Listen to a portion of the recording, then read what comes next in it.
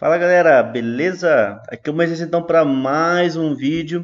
E nesse vídeo, pessoal, a gente vai falar um pouquinho sobre a mordomia da família.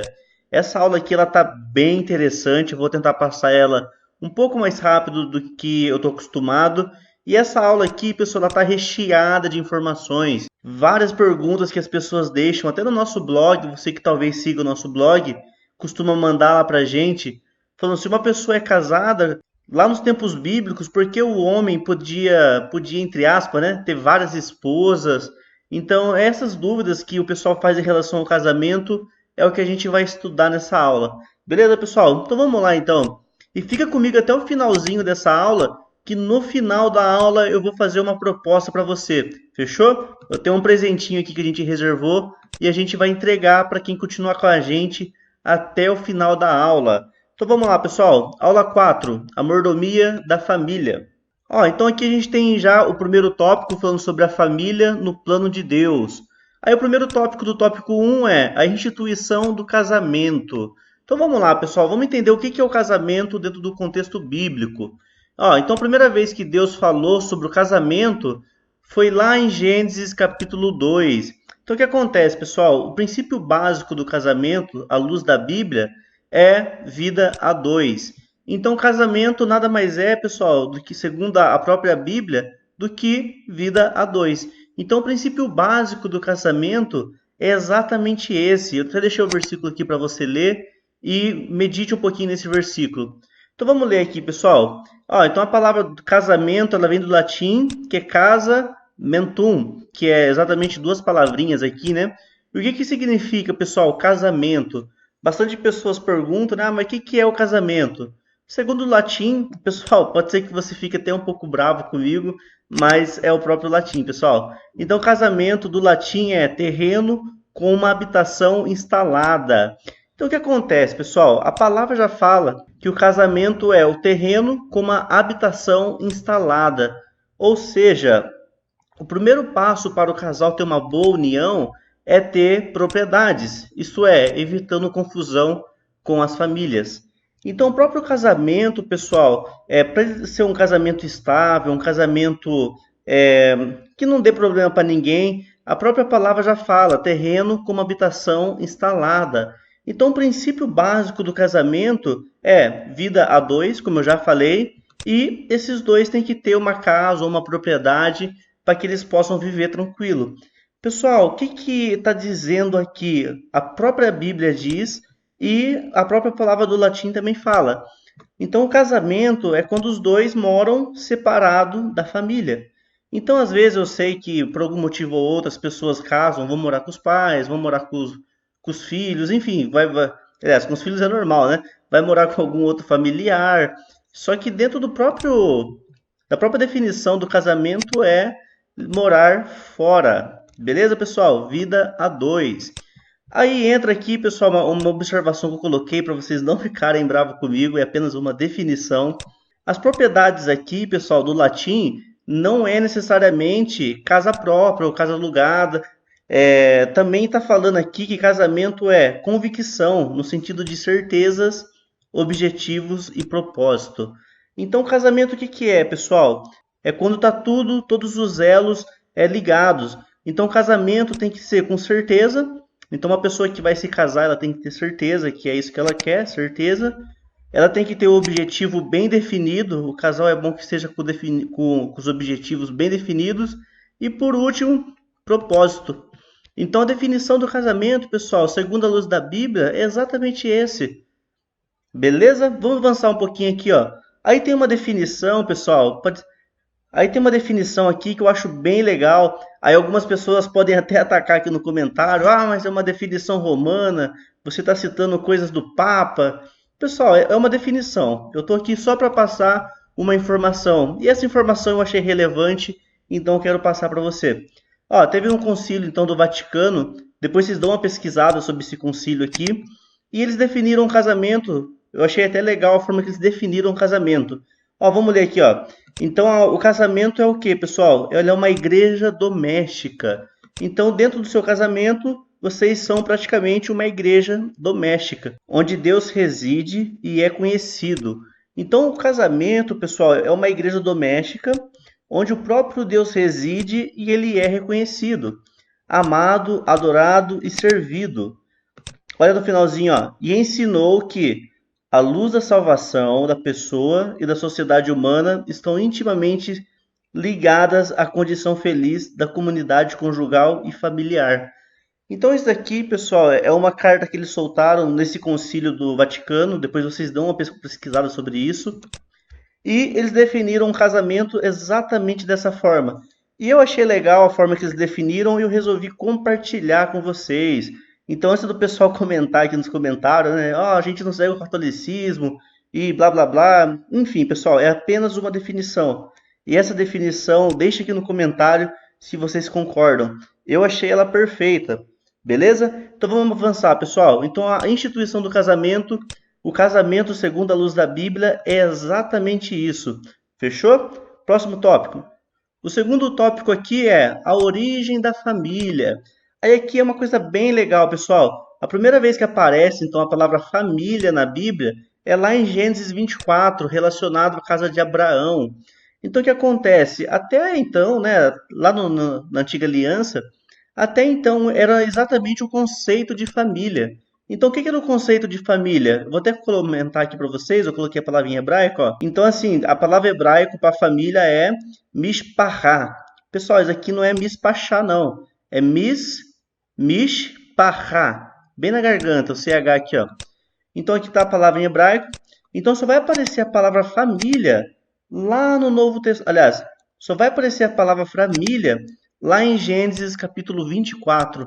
Até esse momento, pessoal, existia o conceito de família. O que é o conceito de família?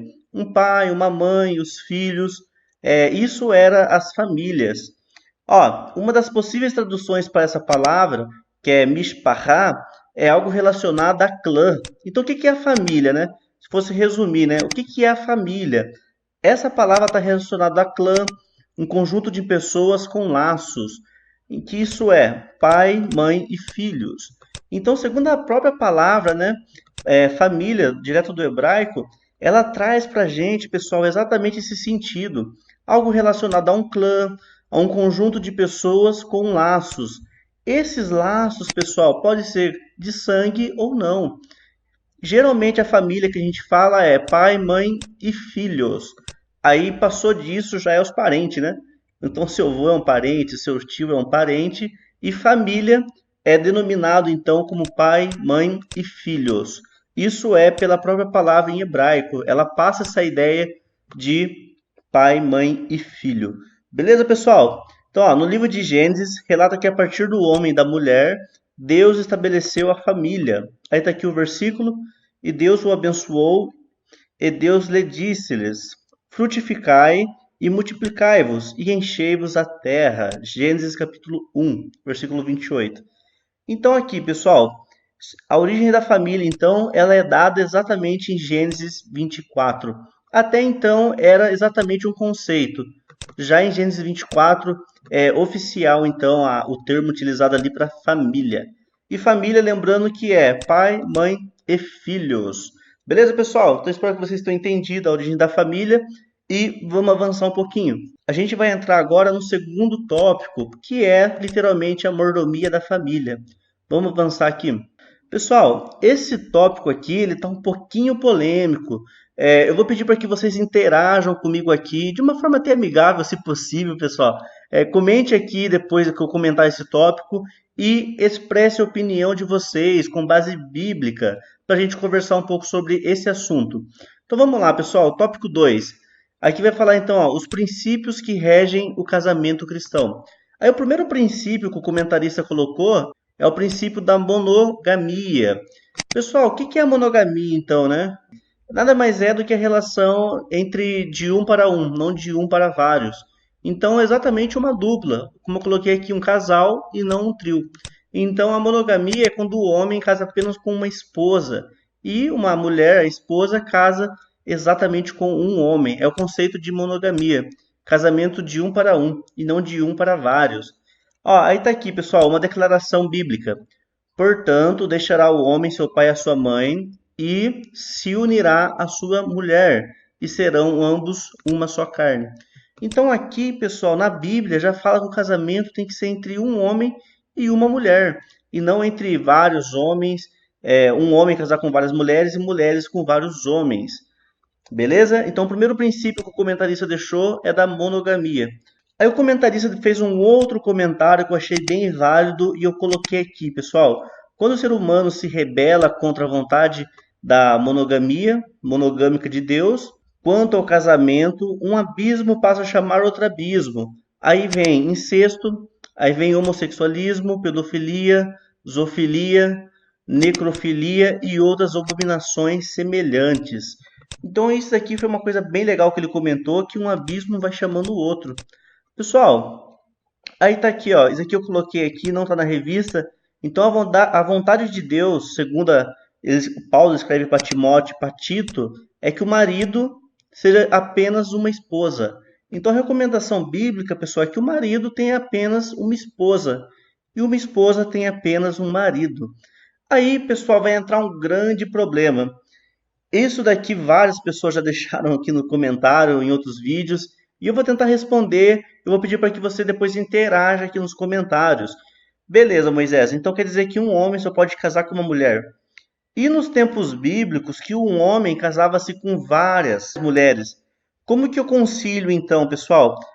A Bíblia diz que o homem casa com uma mulher. Só que Davi teve várias mulheres, o próprio Abraão teve várias mulheres, Salomão, então, teve várias mulheres. O que que a Bíblia diz sobre isso, pessoal? Por que que os homens na Bíblia tinham várias esposas? Até que eu deixei aqui uma pergunta. Vamos avançar um pouquinho então, pessoal. Lembrando que existem várias explicações sobre isso. E realmente existem vários debates, discussões, e eu peguei uma que eu gostei bastante e eu quero compartilhar com vocês.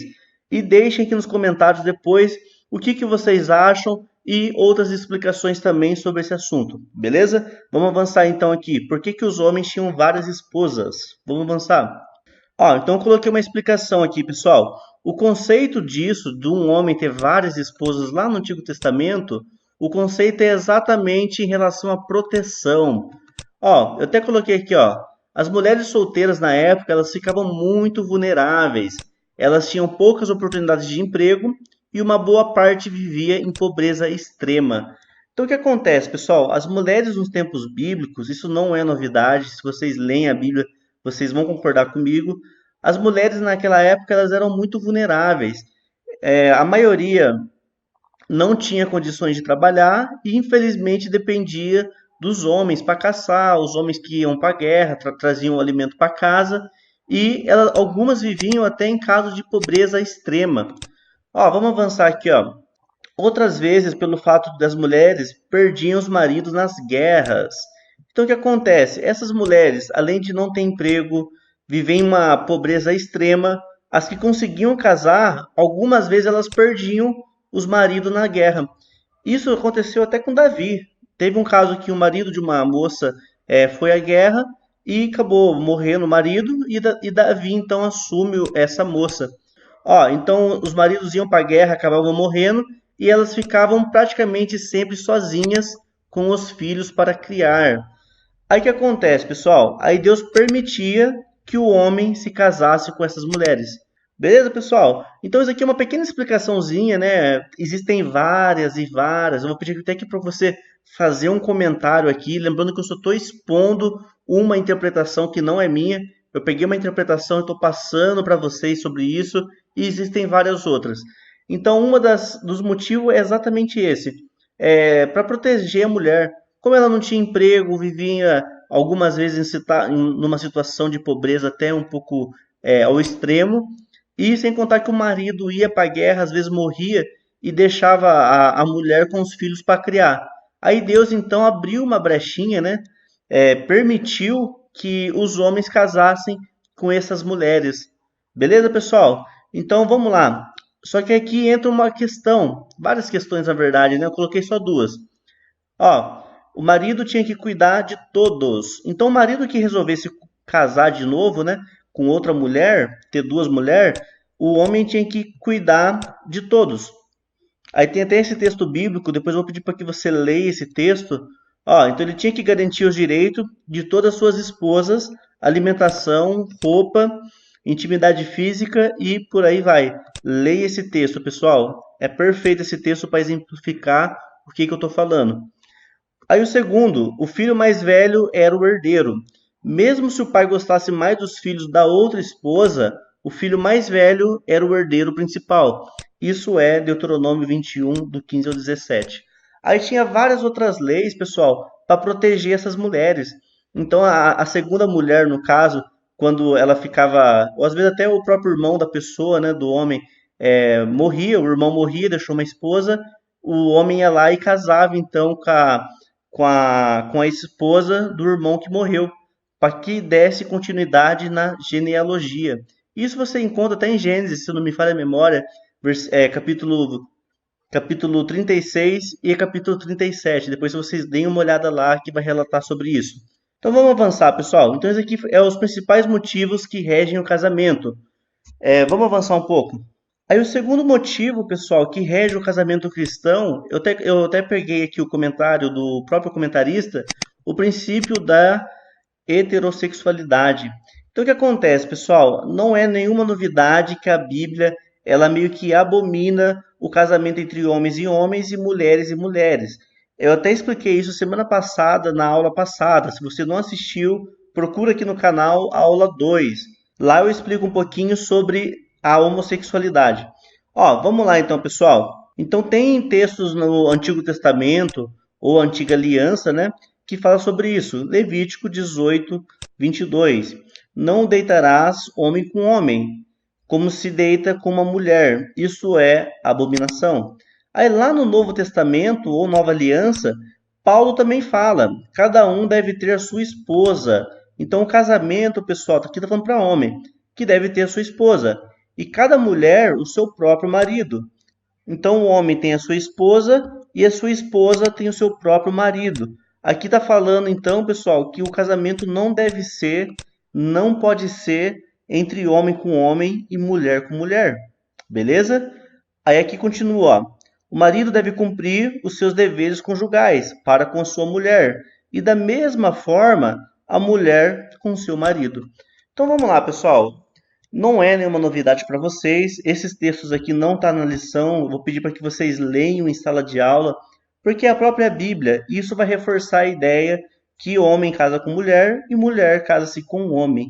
Beleza? Vamos avançar, pessoal. Tópico 3 aqui. Já nesse tópico 3 está falando um pouquinho sobre a prioridade da família. Então, o que acontece, pessoal? Isso aqui é uma coisa bem interessante e dá para você explorar bastante em sala de aula, que é sobre as prioridades. Eu até coloquei o que o próprio comentarista colocou, eu achei bem interessante, eu coloquei aqui.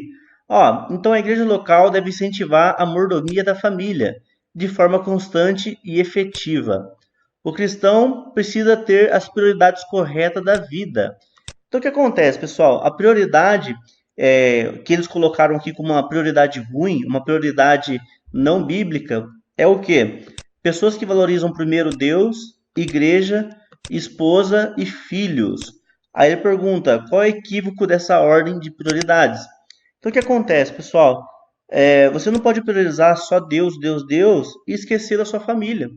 Então tem pessoas que falam, eu sou um missionário aí, eu sou um pregador tal, e vive em viagem e acaba esquecendo do principal, que é a própria família, que é o primeiro elo bíblico que Deus criou foi a família.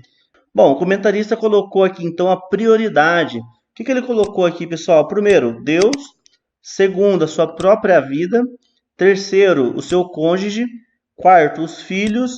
E por último, pessoal, a igreja local. Essa é uma ordem que cabe até discussão aqui ou não, só que eu concordo com o quinto item. Por último, a igreja local. Aí você pode estar me falando, Moisés do céu, como que você fala que a igreja é por último? Pessoal, a própria Bíblia diz que não adianta nada o homem salvar milhares de pessoas e perder a própria família. Então está até bem comentado esse tópico, mas a prioridade nossa tem que ser Deus, a nossa vida, né? A gente tem que ter um amor próprio, cuidar da gente, cuidar do nosso cônjuge, filhos e, por último, a igreja local. Tem pessoas que às vezes deixam o filho doente em casa, vai para a igreja, deixa a esposa em casa e vai para a igreja e por aí vai. Então, o primeiro, pessoal, tá aqui, ó, vida, cônjuge, filhos e por último, a igreja local. Beleza? Vamos avançar então, pessoal. Próximo tópico. Ó, nesse terceiro tópico aqui, do tópico 2, tá falando entre o relacionamento entre pais e filhos. Pessoal, aqui eu resolvi deixar para vocês algumas funções dos pais nos tempos bíblicos. Ó, então eu destaquei aqui algumas funções que os pais tinham lá nos tempos bíblicos, que é legal você levar em sala de aula. Ó, então a primeira função do pai nos tempos bíblicos é ensinar a palavra de Deus. Então o pai tinha a obrigação de ensinar quem era Deus, o que Deus tinha feito por eles, e também o pai ensinava sobre o Egito. Lá na festa de Páscoa, uma das coisas que os pais faziam, ou a festa de Pêssar, é exatamente ensinar sobre o Egito para o filho. Outra coisa que eu coloquei aqui, pessoal, essa é a mais importante: garantir proteção e alimento. Então, o relacionamento do pai é tudo isso que eu coloquei. E o principal aqui, ó, garantir que o menino se tornasse um homem valoroso. Então, é função dos pais fazer com que os filhos se tornem homens valorosos, mulheres valorosas.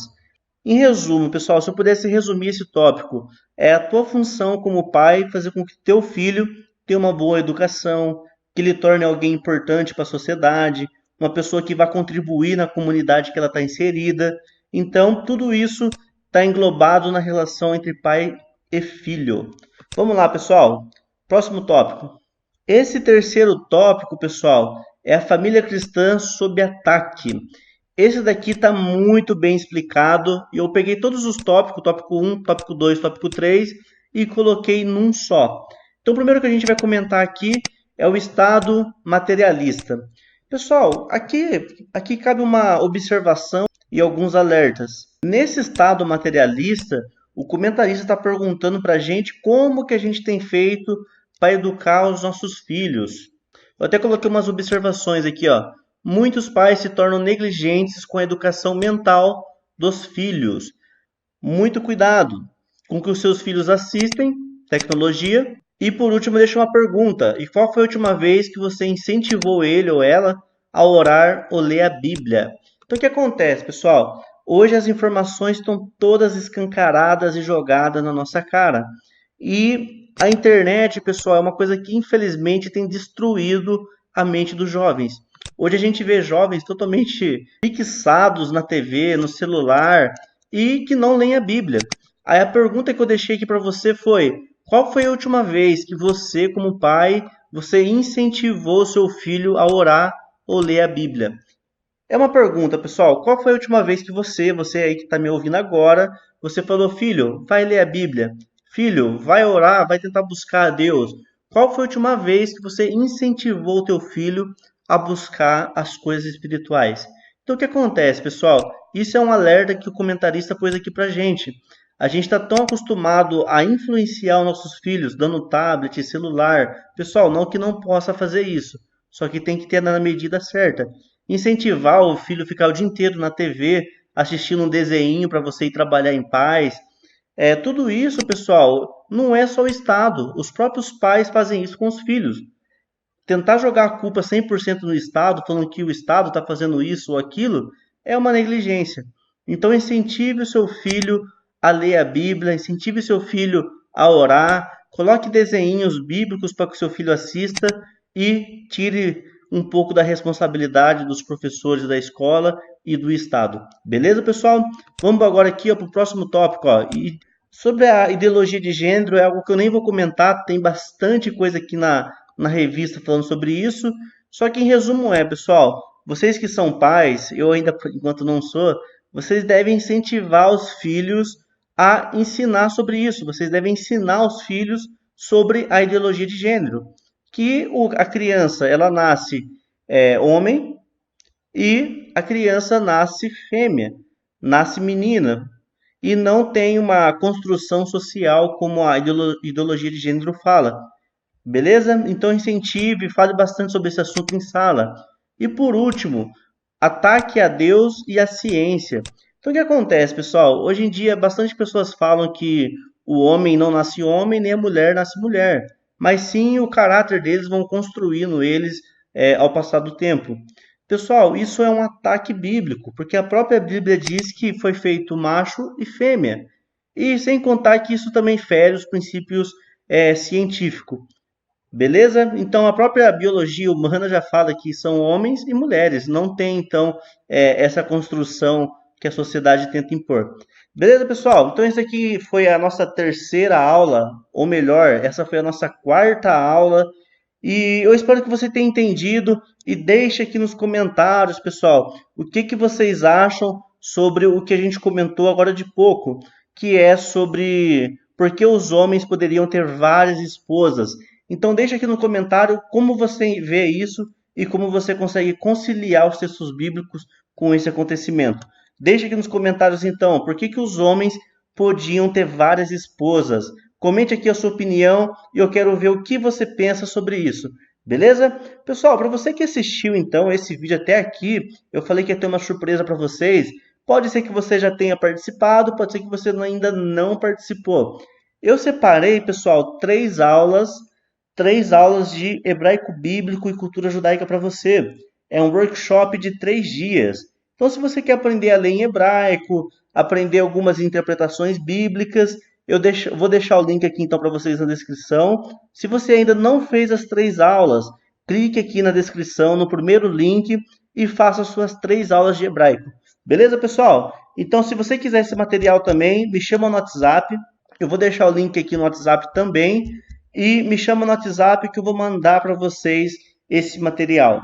Beleza? Então se inscreva no canal, dá o seu joinha aí, o seu like, o seu dislike e faça o comentário aqui para eu saber o que você acha sobre isso. Beleza? Shalom, até a próxima. Tchau, tchau.